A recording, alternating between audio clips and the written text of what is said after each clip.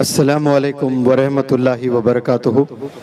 میں سب سے پہلے اللہ سبحانہ و تعالیٰ کا بے پناہ شکر گزار ہوں اور ہمیشہ شکریہ ادا کرتے رہتا ہوں کہ اللہ نے مجھے آپ کے دلوں میں محبت ڈال کر یہاں مجھے انوائٹ کیا گیا اور آپ کے بیچ میں کچھ بات رکھنے کا بھی اللہ نے موقع دیا ہے، اور اس کا میں شکریہ ادا فیض ویلفیئر ایڈ کے جتنے بھی ٹرسٹیز ہیں، ذمہ داران ہیں، بالخصوص قاری محمد علی صاحب، قاری احمد علی صاحب اور ان کے مزید بھائی مولوی حذیفہ صاحب اور جتنے بھی لوگ جڑے ہیں، ان تمام حضرات کے نام میں نہیں جانتا، لیکن جتنے بھی لوگ جڑ کر کام کر رہے ہیں ایز اے ٹیم، اس ٹیم کو میں مبارکباد پیش کرتا ہوں۔ بالخصوص یہ جو آپریشنز کا کام کر رہے ہیں اور یہ شادیوں کا جو کام کر رہے ہیں، یہ واقع بہت بڑے کام ہوتے ہیں، اور بالخصوص انڈیا میں ایسے کتنے غریب انسان ہیں جو چاہ کر بھی زندگی کا ایک ہی مقصد ہوتا ہے، والدین کہ جب بچے ہوتے ہیں تو ان کے زندگی کا بس ایک مقصد ہوتا ہے کہ بس میری بچی کی شادی ہو جائے، بھلے بچے کی شادی ہو نہ ہو وہ کر لے گا اپنے خود سے، لیکن لڑکی کی شادی ہونی چاہیے۔ اور یہ باپ کے سینے پر یہ جو بوجھ ہوتا ہے، کبھی کبھار 30 سال یہ بوجھ سہتا ہے باپ، کبھی کبھار 40 سال یہ بوجھ سہتا ہے باپ، اور وہ خواب پورا نہیں ہو سکتا ہے، اس لیے کہ اس کی آمدنی بمشکل 200 روپے نہیں کماتا ہے دن کے، وہ تو وہ اپنی بیٹی کی شادی کیسے کریں؟ ایسے وقت میں اللہ سبحانہ و تعالیٰ کچھ حضرات کو منتخب کرتا ہے، سلیکٹ کرتا ہے، اور مدد کے طور پر ان کو ان کے گھر تک پہنچا کر ان کی شادی کرواتا ہے۔ ان اچھے لوگوں میں سے ماشاءاللہ قاری محمد علی صاحب ہے، اور ان سے جڑے جتنے بھی حضرات ہیں وہ ہیں جو یہ کام کیے جا رہے ہیں۔ اور یہاں جتنے حضرات ہیں، بالخصوص جو لوگ یہاں پر جمع ہیں، میں ان سے مخاطب تو ہوں ضرور، لیکن میں چاہتا ہوں کہ میری آواز ان کے کانوں تک ضرور جائے جن کی آج شادی ہو رہی ہے۔ یعنی میں نے سنا 60 62 65 جتنے بھی شادیاں آج ہو رہی ہے، تو اس کا مطلب کتنے ہو رہی ہیں؟ 68 ہو رہی ہے ماشاءاللہ۔ تو 68 ہو رہی ہے تو 136 انسانوں سے میں بات کر رہا ہوں ابھی، باقی جو بیٹھ کر سن لے بہت اچھا ہے، نہ سنے کوئی زبردستی نہیں ہے، کیونکہ آپ پر کوئی زبردستی ہم کبھی کر ہی نہیں سکتے ہیں، لیکن جن کی شادی ہو رہی ہے 68 بندوں کی جو شادی ہو رہی ہے، اس کا مطلب 136 جو انسان یہاں پر آج بیٹھے ہیں جن کی شادی ہو رہی ہے، ان سے میں مخاطب ہوں، وہ مجھے بہت غور سے سنیں، اور صرف یہی 136 نہیں بلکہ جتنے لوگ بیٹھے بھی ہیں اور میڈیا کے ذریعے سے میری آواز جہاں جہاں تک جا رہی ہے، بالخصوص وہ ینگسٹرز جو ابھی شادی نہیں کیے ہیں، وہ مجھے بہت غور سے سنیں۔ اللہ سبحانہ و تعالیٰ نے اس کائنات کو بنا کر آسمان، چاند، تارے، سورج، زمین، پیڑ، پہاڑ، سارے چیزیں بنانے کے بعد اللہ نے کہا کہ انسان اشرف ہے، یعنی انسان اعلیٰ ہے، انسان بہترین ہے۔ سب کے ہاتھوں میں موبائل فون ہے، لیکن ہم سب کو پتا ہے کہ موبائل میں کون سا موبائل اعلیٰ ہے، کون سا موبائل بہترین ہے، تو سب کے زبان پر ایک ہی نام آتا ہے، ایک ہی کمپنی کا نام آتا ہے، آئی فون ہے، ایپل ہے، کیونکہ اس میں کوئی وائرس نہیں ہے اور برانڈڈ فون ہے، زبردست فون ہے۔ بالکل اسی طرح اللہ سب کو بنانے کے بعد کہتا ہے انسان اشرف ہے۔ اللہ کہہ رہا ہے انسان اشرف ہے، عورت اشرف ہے، مرد اشرف ہے، گورا انسان اشرف ہے، کالا انسان اشرف ہے۔ ایسا نہیں کیا اللہ نے، ایسے ڈیفرینشیٹ نہیں کیا ہے، سارے انسانوں کو اللہ نے اشرف کہا، اعلیٰ کہا، بہترین کہا۔ کوئی اسکول میں ٹیچر پورے 40 بچوں کی تعریف نہیں کرتی ہے، صرف 3 جو ٹاپرز ہوتے ہیں بس انہی کے قصیدے پڑھتی ہیں ٹیچر، باقی جو 37 35 بندے ہوتے ہیں ان کو تو ڈانٹی ملتے رہتی ہے۔ لیکن اللہ نے جتنے انسان کو بنائے اس سب کو بنانے کے بعد اللہ نے ایک ٹرافی دیا۔ آج کتنے لوگوں کو ٹرافیز ملے ہیں، ایوارڈز ملے ہیں، فیلیسیٹیشن ہوا ہے، بلکہ میں کہتا ہوں 31 جنوری کو ہندوستان کا فیلیسیٹیشن ڈے منایا جائے. اتنے لوگوں کو آپ نے فیلیسیٹیٹ کیا ہے ماشاءاللہ. اور یہ ٹرافیز میمنٹوز جو ملتے ہیں اللہ نے بھی تو ایک دیا ہمیں, وہ کیا ہے؟ اشرف, یعنی سپریم, بہترین, اعلیٰ. اب اس کے بعد ہم لوگ کام نہیں کر کر ہم نکمے ہو جاتے ہیں. کوئی چور ہو جاتا ہے, کوئی زانی ہو جاتا ہے, کوئی عجیب عجیب گناہوں میں ملوث ہو جاتا ہے, کوئی ڈرگ ایڈکٹ ہو جاتا ہے. یہ اس کے کرتوتے ہیں, وہ ذمہ دار ہے. لیکن اللہ نے تو انسان کو اعلیٰ بنا کر بھیجا ہے. اب اس کا استعمال آپ صحیح کرو گے تو آپ زندگی بھر اعلیٰ ہی رہیں گے. تو آپ نے زندگی کو سمجھنا ہے, اللہ کے اس تحفے کو سمجھنا ہے, اور اپنے زندگی کو بہتر سے بہتر بناتے ہوئے اپنی زندگی گزارنا ہے. اور پھر اللہ نے انسانوں کو بنانے کے بعد اللہ نے شادی بھی رکھا ہے, جس کو میرج ہم لوگ کہتے ہیں. لیکن آج اس کے دور میں جو 2024 میں ہم لوگ زندگی گزار رہے ہیں, یہ تو 2024 میں میرج سے پہلے جو رشتے قائم ہوتے ہیں, لڑکا لڑکی جو بات چیت کرتے ہیں, پھر پیار ہوتا ہے, پھر زنا کرتے ہیں, اس زنا کو انگریزوں نے نام دیا ہے لو میرج. یعنی لو کرو پھر بعد میں میرج کرو, پھر میرج کے بعد میں 90% ہیٹ کرنے لگتے ہیں. شروعات لو, second marriage, third heat, fourth divorce. آپ دیکھیں یہی ہو رہا ہے معاشرے میں. پہلے لو ہو رہا ہے, ایسا لو ہو رہا ہے پاگلوں کی طرح لو ہو رہا ہے. ایک لڑکے کو لو ہوا ہے لڑکی سے, لڑکی کا باپ کمشنر ہے. اب وہ چوتھے مالے پر لڑکی رہتی ہے, اس نے چیلنج کیا لڑکے کو, اگر تجھ میں دم ہے تو چوتھے مالے پر دیوار پہ چڑھ کر مجھے ایک پھول دینا. تو وہ جان جوخم میں ڈال کر چوتھے مالے پر چڑھتا ہے. اس کو پتہ بھی ہوتا ہے کہ یہ کمشنر کی بیٹی ہے, لیکن سنا نا لو از بلائنڈ. آپ نے سنا کہ جب عشق ہوتا ہے تو پاگل ہو جاتے ہیں لوگ, کچھ بھی نہیں سمجھ میں آتا ہے اس کو, دنیا بھر سے لڑنے کے لیے تیار ہو جاتا ہے وہ, اور وہ چوتھے مالے پہ بھی چڑھ جاتا ہے. تو یہ جو پہلا سٹیپ ہے لو, دوسرا سٹیپ ہے میرج, تیسرا سٹیپ ہے جھگڑا, لو یا ہیٹ, اور چوتھا ہے ڈیورس. یہی تو ہو رہے ہیں آج. جبکہ اللہ نے کہا میرج کس کے لیے ہے؟ لو کرنے کے لیے ہے. لو کر کے میرج نہیں کرنا ہے, میرج کر کے لو کرنا ہے. اور میرج ایک دفعہ ہو جائے تو آخری سانس تک لو کرتے رہنا ہے, صبح سے شام تک لو کرتے رہنا ہے. لیکن ایسا نہیں ہو رہا ہے معاشرے میں. معاشرے میں نفرت ہو رہی ہے, گالی گلوچ ہو رہی ہے. شادی کے بعد شوہر بیوی بد زبانی سے بات کر رہے ہیں, جھگڑا کر رہے ہیں, ایک دوسرے کی کھچائی کر رہے ہیں, ایک دوسرے کی کمپلینٹس کرتے جا رہے ہیں. شوہر بیوی کی کمپلینٹ, بیوی شوہر کی کمپلینٹ, پولیس اسٹیشن میں کمپلینٹ جا رہا ہے. لائف پارٹنرز کبھی کمپلینٹ کر سکتے ایک دوسرے کو؟ کر ہی نہیں سکتے. What is marriage? Marriage is understanding, marriage is adjustment, marriage is patience. صبر کو کہتے ہیں. اور جس جوڑے میں صبر نہیں ہے وہ جوڑا کبھی کامیابی نہیں ہو سکتا ہے. صبر دونوں میں بھی ہونا چاہیے, ایڈجسٹمنٹ دونوں میں بھی ہونا چاہیے. اب لڑکی آ کر کہتی ہے میرے باپ نے مجھے بہت زبردست پالا ہے, بہترین کھانا کھلایا کرتا تھا, زبردست کپڑے پہنایا کرتا تھا, تو کچھ بھی نہیں کر رہا ہے, تو پھر تو شادی نہیں کرنا تھا, باپ کے ساتھ ہی زندگی گزارنی تھی. یہاں آ جائے تو پھر باپ نہیں ہے آپ کا, بس سب کچھ تیرا لائف پارٹنر یہی ہے. تو یہ ایڈجسٹمنٹ کرنا بہت ضروری ہے. زندگی ایک طرح نہیں گزرتی ہے.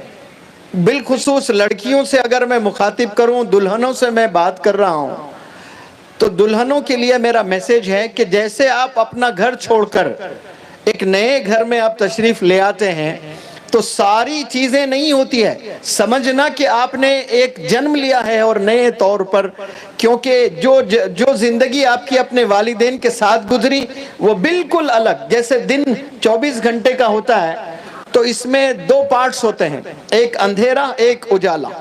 یہ دو اپوزٹ ہے ایک دوسرے کے. اندھیرا اپوزٹ ہے اجالے کا, اجالا اپوزٹ ہے اندھیرے کا.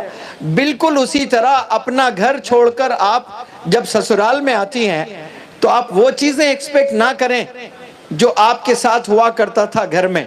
ویسے آپ کو امی بھی بہت ڈانٹتی تھی, ابو بھی بہت ڈانٹتے تھے, اگر بڑے بھائی ہیں تو بڑے بھائی بھی بہت ڈانٹتے تھے. تو ایک دفعہ یا سانس نے کیا ڈانٹ لیا آپ کو, آپ گھر چھوڑنے کی بات کرتے.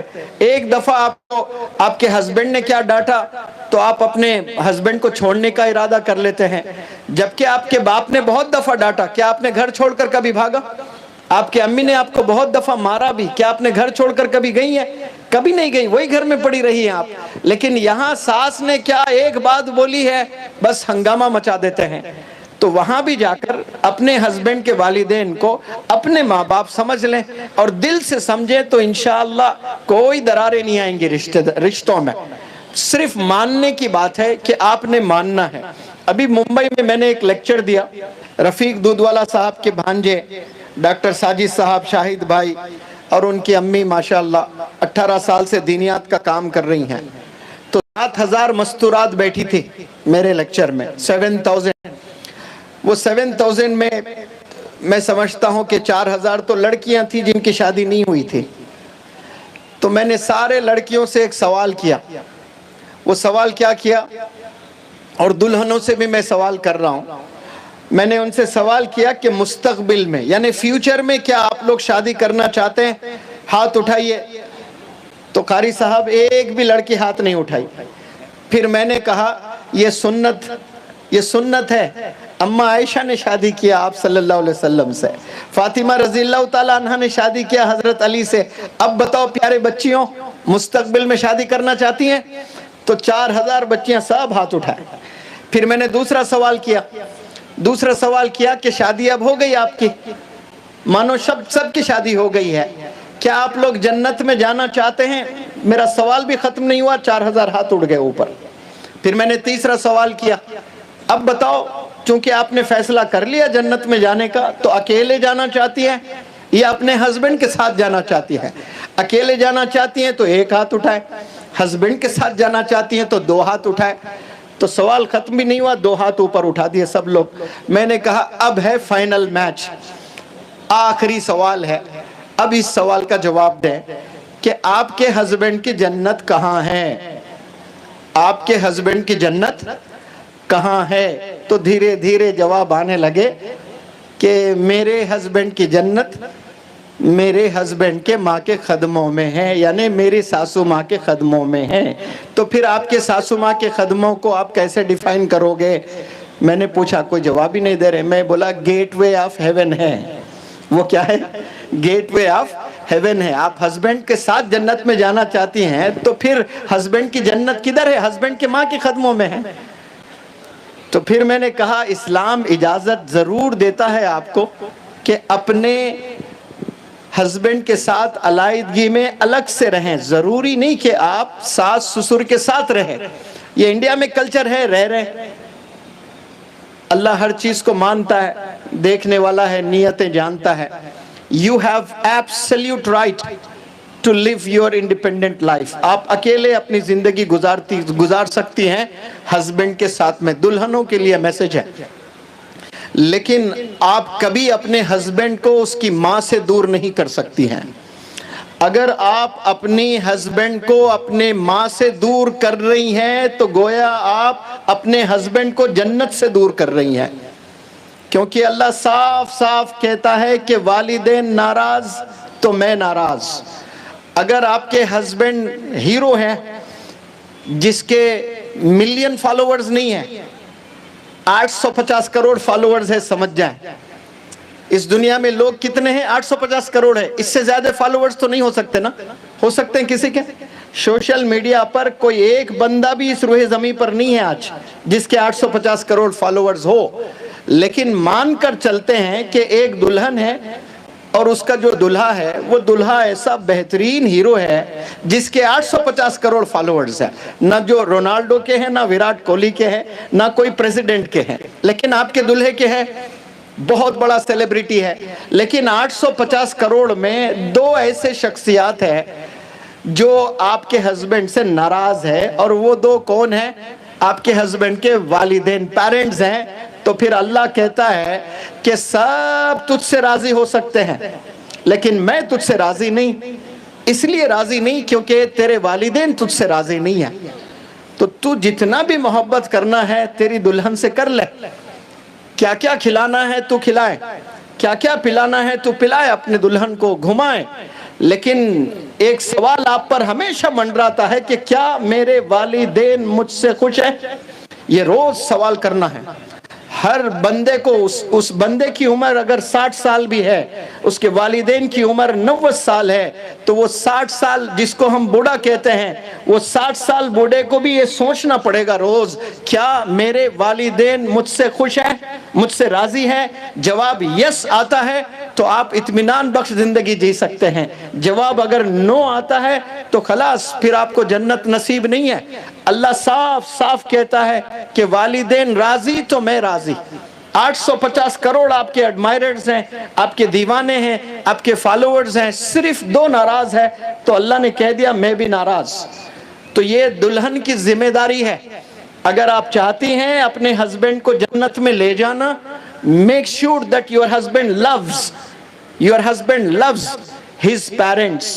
لیکن 90% دلہنیں یہ نہیں چاہتی، بلکہ ماں باپ سے دور کر دیتی ہیں. میں سب نہیں کہہ رہا ہوں، میجورٹی آف میکسیمم دلہنیں یہی کر رہی ہیں، ماں باپ سے دور کر دیتے ہیں. میں التجا کرتا ہوں اس پلیٹ فارم سے، اتنے بابرکت محفل سے میں ہاتھ جوڑ کر ونتی کرتا ہوں کہ دلہنیں جتنے بھی انڈیا کے ہیں، جو ہونے والے ہیں، جو مستقبل میں شادی کرنے والے ہیں، مجھے سنیں غور سے کہ آپ واقعے میں اگر اپنے والدین کو جنت میں دیکھنا چاہتے ہیں اور واقعے میں آپ اپنے ہسبینڈ کو جنت میں دیکھنا چاہتے ہیں، تو پھر آپ یاد رکھ لیں اس بات کو، آپ اپنے ہسبینڈ کو اپنے والدین سے دور نہیں کر سکتے. اب دلہنوں کے لیے میرا دوسرا میسج بہت زبردست میسج ہے، بہت غور سے سنیں، اور میڈیا والوں اس میسج کو خوب وائرل کرنا. ایک دفعہ آپ صلی اللہ علیہ وسلم کے زمانے میں ایک شوہر اپنے بیوی کو یہ کہہ کر باہر جاتا ہے کہ میں کچھ دن کے لیے باہر جا رہا ہوں، میرے آنے تک آپ گھر میں ہی رہنا، کہیں باہر نہیں جانا. مجھے یقین ہے یہاں جتنے بھی خواتین ہیں، دلہنیں ہیں، وہ غور سے سن رہی ہیں میری بات کو. کیا میسج دیا گیا؟ میں کچھ دن کے لیے، ہسبینڈ اپنی وائف سے کہہ رہا ہے میں کچھ دن کے لیے باہر جا رہا ہوں، میرے واپس آنے تک آپ گھر میں ہی رہنا، کہیں باہر نہیں نکلنا. تو وہ یہ کہہ کر ہسبینڈ تشریف لے گئے، ٹور پر چلے گئے، اور اس کے کچھ دن بعد اس دلہن کے والد کی طبیعت خراب ہو جاتی ہے. اس وقت میں کوئی کمیونیکیشن کا دور تھا نہیں جو میسج کریں، فون کریں، پوچھیں. تو اس خاتون نے کیا کیا، آپ صلی اللہ علیہ وسلم کو لیٹر لکھا.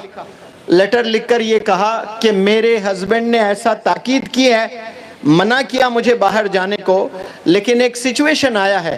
وہ سچویشن یہ ہے کہ میرے ابا حضور بیمار ہے، کیا میں انہیں دیکھنے جا سکتی ہوں؟ تو آپ صلی اللہ علیہ وسلم نے لیٹر لکھا، جواب دیا آپ نہیں جا سکتی ہیں، کیونکہ آپ کے ہسبینڈ نے آپ کو منع کیا گھر سے باہر نکلنے کو. پھر کچھ دن بعد دوسرا لیٹر لکھتی ہے وہ، میرے ابا حضور کی طبیعت بہت ناساز ہے، سیریس ہے، کیا اب میں جا سکتی ہوں؟ تو پھر جواب آتا ہے آپ صلی اللہ علیہ وسلم کا، آپ بالکل نہیں جا سکتی ہے کیونکہ آپ کے ہسبینڈ نے آپ کو منع کیا ہے.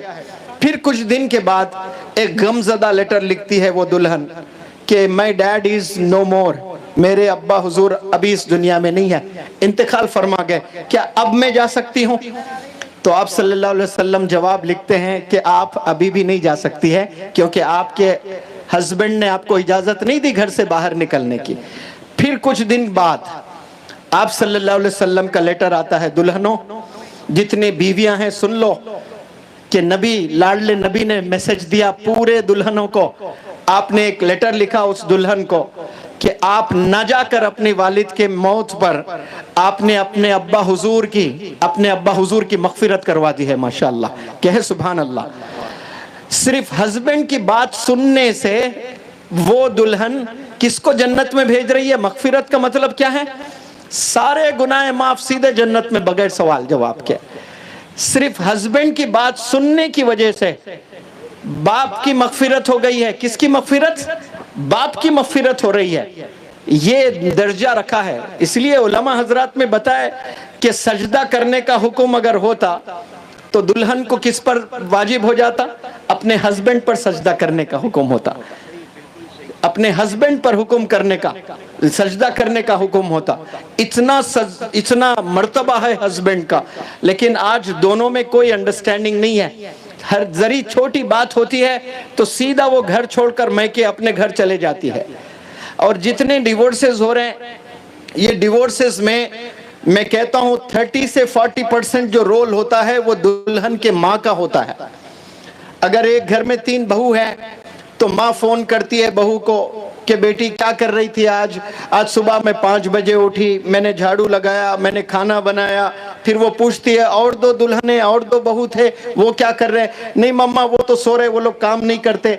अब ये क्या करेगी? नहीं तू भी ऐसी एक्टिंग कर, तू भी बता कि तुझे बुखार है, ये बीमारी है, तू काम ना कर। ये तरबियत हो रही है। माँ को तो कहना चाहिए वो दोनों अगर काम नहीं कर रहे ना करें, लेकिन तू तो हमेशा काम करते रहना है। अब कुछ भी बहाने करके वो घर बुला लेती है। कभी बाप नहीं चाहता कि उसकी बेटी लड़कर ससुराल से मैके आ जाए।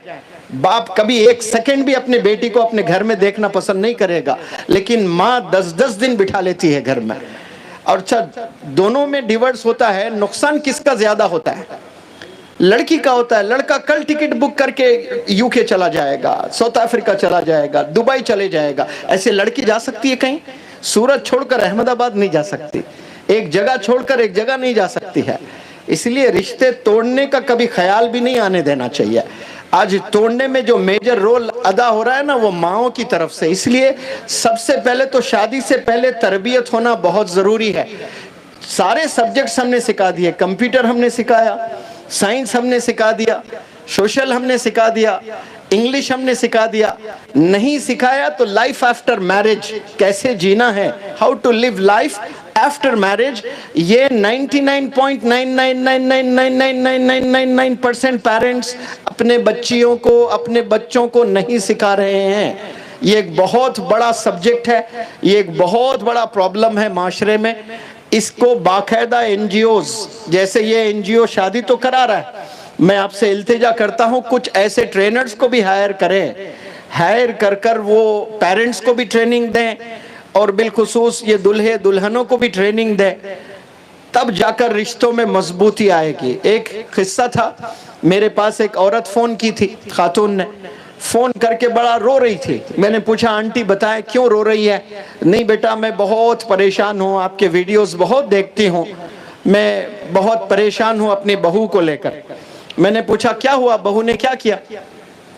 उसने कहा ने हमारा जीना हराम कर दिया हमारी बहू रानी ने, वो इतना सता रही है, मेरे बेटे की जिंदगी डिप्रेशन तक चले गई है। तो फिर मैंने कहा ये जो प्रॉब्लम आप बता रही हैं ये वन साइड प्रॉब्लम है जो आपने बताया। मेरी बेटी से, आपकी बहू से बात करवाइए मेरी। नहीं नहीं वो बात नहीं करती, वो अपने मैके चले गई है। मैंने कहा नंबर दीजिए मैं बात करूंगा। तो वो सासू माँ नंबर नहीं दे रही है। नहीं नहीं सर उससे बात मत करो, वो जाहिल है, वो आपको भी ऐसे ऐसे घुमा देगी। मैंने कहा मैं मानने वाला नहीं, मैं तो दोनों की सुनूंगा। वो नंबर ही नहीं दे रही है। फिर मैंने कहा ठीक है कोई बात नहीं, आप अगर नंबर नहीं देना चाह रही हैं कम से कम अपने बेटे से मुझे बात करवाए। तो बेटे ने कॉल किया। मैंने कहा आप अपने माँ की मौजूदगी में नहीं, कल जब आप ऑफिस जाओगे अपने ऑफिस से मुझे कॉल करना। तो वो ऑफिस गया, दूसरे दिन सुबह में मुझे कॉल किया। मैंने कहा आप अल्लाह को गवाह रखकर सच सच बताना, ये जो अनबन आप और आपके बीवी में हुआ है इसका कुछ तो रूट कॉज होगा, यहां से प्रॉब्लम शुरू हुआ होगा ना, कुछ तो बताए इसका रूट कॉज क्या है।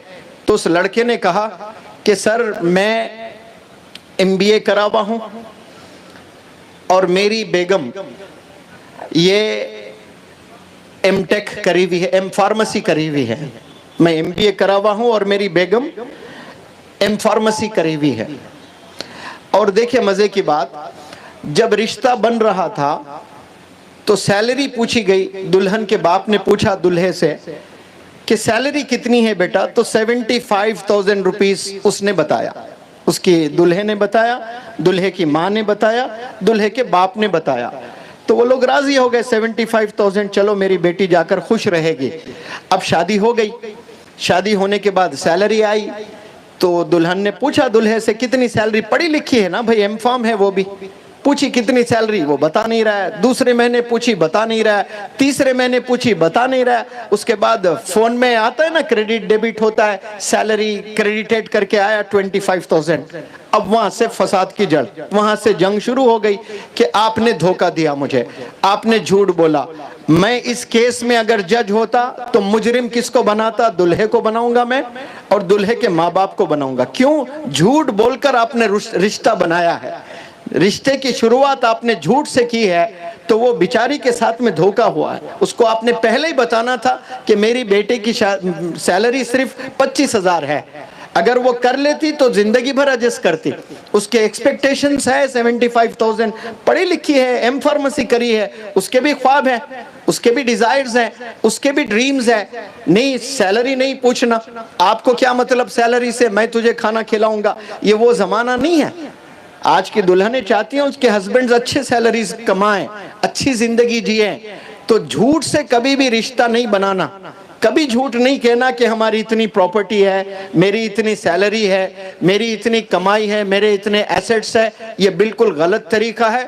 जो शादी झूठ के बुनियाद पर होती है वो शादी में कभी खुशी नहीं होती है। और बिलखुसूस दुल्हनों से मैं कहता हूं कि ये जो ब्यूटी पार्लर्स में ज़बरदस्त स्किल सीखे हैं आजकल के लोग, एशियन पेंट करके, फाउंडेशन पे फाउंडेशन लगाकर श्रीलंकन की बंदी को अमेरिकन बना देते हैं। अब वो फोटो आती है, वो फोटो देखकर पागल हो जाता है, इतना पागल हो जाता है, दिन भर वही फोटो जूम करते हुए देख रहा है। मैं शादी करूंगा तो यही सलमा से करूंगा, दूसरा कोई कलमा ही नहीं है उसके जुबान पर। मैं शादी करूंगा तो इससे शादी करूंगा और किसी से नहीं करूंगा। अब ये धोखे से आप उसको अच्छी फोटो भेजकर आप उसको तो फंसा लिए, लेकिन दूसरे ही दिन जब मेकअप उतरेगा वो नफरत करने लगेगा, यानी मोहब्बत। अस्सलाम वालेकुम हजरत, तबीयत बहुत ख़राब है हजरत की, इसके बावजूद भी आप आए हैं माशाअल्लाह। कल 15,000 लोग जमा हुए थे इकट्ठा, वहाँ सिर्फ सलाम करके दुआ करके आप निकल गए। इतनी तबीयत नासाज थी, इसके बावजूद भी मैंने तो कहा आप मत आइए हजरत, लेकिन फिर भी आप मोहब्बत में यहाँ पर आए हैं माशाअल्लाह। कुछ ही देर में मैं मेरी स्पीच ख़त्म करता हूँ। मेकअप पे मेरी बात चल रही थी। कुछ दिन पहले लड़का पागल था लड़की का, क्यों? वो फाउंडेशन पे फाउंडेशन लगाकर एक फोटो भेजी के लिए, वो देखकर पागल हुआ, शादी किया, मेकअप उतरा तो नफरत करने लगा। अब वो नफरत कब तक चलेगी? जिंदगी भर नफरत। क्यों? तूने मुझे धोखा दिया है, तूने मुझे धोखा दिया है। अच्छा, इतना जो मेकअप करते हैं, दुल्हा कम देखता है, वीडियोग्राफर ज्यादा देखता है उसको। जितना वीडियोग्राफर देखता है दुल्हन को, शायद कोई नहीं देखता होगा। अब वो जो सज रही है ना, किसके लिए सज रही है? वीडियोग्राफर के लिए। या फिर जो ब्यूटिशियन, जो भी ब्यूटी पार्लर में काम करते हैं, अगर वो मर्द हजरात कर रहे हैं पेंटिंग, तो उससे ज्यादा कोई नहीं देख रहा है। तो सिंप्लिसिटी, पहले जैसी लड़की है थोड़ा सा मेकअप कर ले, लक्स से साबुन से मुंह हाथ धो ले, लिरिल पाउडर लगा ले, बस जाकर खड़े हो जाए। अगर उसने कहा कबूल है तो फिर जिंदगी भर आपको मोहब्बत करता रहेगा। अब उसके ऊपर एशियन पेंट लगा ले तो आप तो तारीफ के फूल बांधेगा वो। लेकिन पहली जो स्टेप है ना, वो अपने एग्जिस्टेंस को दिखाएं, जैसे हैं वैसे दिखने की कोशिश करें। लेकिन शुरू में ऐसे तैयार होके आते हैं, खुद के माँ बाप नहीं पहचानते। ब्यूटी पार्लर से बेटी घर आ गई तो उसकी सगी माँ उसकी सहेली समझ के उसको चाय पिलाती है, फिर बोलती है अरे अम्मी मैं हूँ, अरे तू है, मैं तो तेरी सहेली समझ रही थी। इतनी तैयार होकर आते हैं। तो ये सुनने में बड़े आपको जोक्स लग रहे हैं, लेकिन इसकी वजह से कई रिश्ते टूट जाते हैं। तो झूठ के बुनियाद पर कभी शादी ना करें, जो है वो सच बोलें। आपकी जितनी सैलरी है उतनी ही सैलरी बताएं। 12,000 है तो 12,000 बोले, लेकिन माँ, दूल्हे की माँ बोलती है 40,000 कमा रहा है, तो वो बेचारी दुल्हन क्या एक्सपेक्ट करेगी? हर महीना 40,000 एक्सपेक्ट करेगी। अब वो लाकर 1,000 दे रहा है अपने दुल्हन के हाथ में, तो रिश्ता टूटना लाजिम है वहां पर। तो मैं आज का मैसेज तमाम हजरात को ये दे रहा हूं कि शादी अगर करें तो सच की बुनियाद पर शादी करें, झूठ की बुनियाद पर कभी ना करें। और शादी कब टिकती है? जब एडजस्ट करते हो तब टिकती है, जब सब्र करते हो तब टिकती है। जिसमें सब्र नहीं है वो शादी ना करें। जो एडजस्ट करने का हुनर नहीं रखते हैं वो भले शादी ना करें, क्योंकि शादी का नाम ایڈجسٹمنٹ ہے، شادی کا نام پیشنس ہے، برداشت کرنے کا نام شادی ہے. یہ ہنر اگر آ جائے تو اس جوڑے میں محبت باقی رہے گی اور وہ لمبی سمے تک وہ جوڑا خوش مزاج خوش رہے گا. میں ویلفیئر ایڈ یہ جو کام کر رہا ہے ماشاءاللہ فیض ویلفیئر ایڈ، میں مبارکباد پیش کرتا ہوں کہ آپ لوگ ماشاءاللہ ایسے اتنے غریب لوگ یہاں پر ہیں جو 40 سال گزارنے کے بعد بھی 10,000 پیسہ خرچ کر شادی نہیں کر سکتے ہیں. آپ ان گھروں تک پہنچ کر آپ شادی کروا رہے ہیں ماشاءاللہ. کل بھی کہیں میں کہہ رہا تھا مسلمان لوگ 1 کروڑ روپیہ شادی میں خرچ رہے ہیں. لاکھوں ایسے مسلمان گھر ہے جو منیمم 1 کروڑ خرچ رہے ہیں. وہی پیسہ اگر اداروں میں مدارس بنانے میں، مکاتب بنانے میں، سکولز بنانے میں، یونیورسٹیز میں، صرف مسلمانوں کا بھی اگر پیسہ جو شادی میں مسلمان خرچ رہا ہے وہ پیسہ بھی اکٹھا کر لے اور سمپل نکاح کر لیں صرف کھجور اور پانی پر، مجھے یقین ہے صرف مسلمانوں کے ادارے نہیں بنیں گے، مسلمان جو ادارے بنائیں گے اس سے 150 کروڑ لوگ انڈیا میں پڑھ سکتے ہیں انشاءاللہ. تو سمپل شادی کریں اور وہی پیسہ ادارے بنانے میں، مکاتب بنانے میں، یونیورسٹیز بنانے میں لگائیں. اور جو میں نے کہا اللہ سبحانہ وتعالی جو بھی میرے دل کی مرادیں ہیں، میں جو وش کیا کہ یہ شادیاں سمپل ہونا ہے، اللہ ویسے ہی کرائے.